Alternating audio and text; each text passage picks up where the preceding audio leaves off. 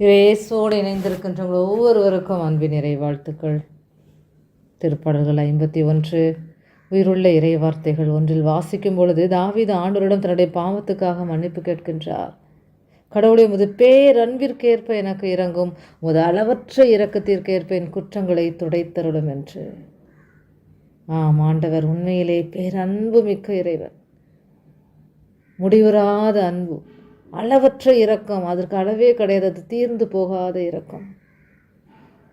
வேறுபட்ட தேவன், அந்த தேவன் மேலே நம்பிக்கை வைத்தவருடைய பேரன்பிலும் இரக்கத்திலும் நம்பிக்கை வைத்த தேவன் தன்னுடைய பேரன்பிற்கேற்ப இரக்கத்திற்கேற்ப குற்றங்களை பாவங்களை துடைக்கிறவராக, கழுவுகிறவராக, நீக்குகிறவராக, மன்னிக்கின்றவராக, பரிசுத்தமாக என்னை மாற்றுவதற்காக தேவன் எல்லாவற்றையும் செய்ய வல்லவர் என்று நம்பினதுனால தாவீது அவருடைய பேரன்பிலையும் இரக்கத்திலேயும் நம்பிக்கை வைத்து தன்னுடைய குற்றங்களை அறிக்கையிடுகிறார்.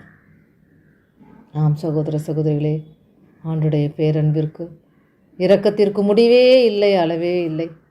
திருப்பாடல் 78 கூட வாசிக்கின்றோம்.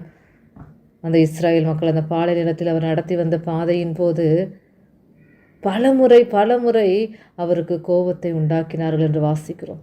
ஆனாலும் ஆண்டவர் இரக்கம் கொண்டவராய் அவர்களுடைய குற்றங்களை மன்னித்தார், அவர்களை அழித்து விடவில்லை. பலமுறை தன் கோபத்தை அடக்கி கொண்டார், தம் சினத்தை எல்லாம் அவர்களுக்கு எதிராக மூட்டவில்லை என்று. காரணம் ஆண்டவருடைய அளவற்ற இரக்கம். எனவே இந்த இரக்கத்தை பல நேரங்களில் நாம்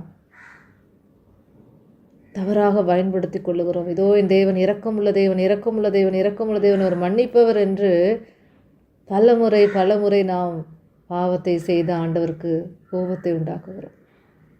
அவருடைய கிருபையை நாம் வீணாக்காதபடி, அவருடைய அருளை, அவருடைய இரக்கத்தை நாம் வீணாக்காதபடி, அதனுடைய மாண்பை, அதனுடைய மகத்துவத்தை, அதனுடைய அருமையை நாம் புரிந்து கொண்டவர்களாக அந்த இரக்கத்தின்படி, அந்த பேரன்பின்படி உண்மையான ஒரு வாழ்க்கை வாழ நம்மை தாழ்த்தி ஒப்பு கொடுத்து ஜெபிப்போமா. எங்கள் நல்ல தகப்பனைப்பா வாழ்த்துக்கிறோம், போற்றுகிறோம், ஆராதிக்கிறோம், நன்றி செலுத்துகிறோம். முடிவுறாத பேரன்பையும் தீர்ந்து போகாத இரக்கத்தையும் ஒவ்வொரு நாளும் எங்களுக்கு கொடுத்து கொண்டே வருகிறீரே.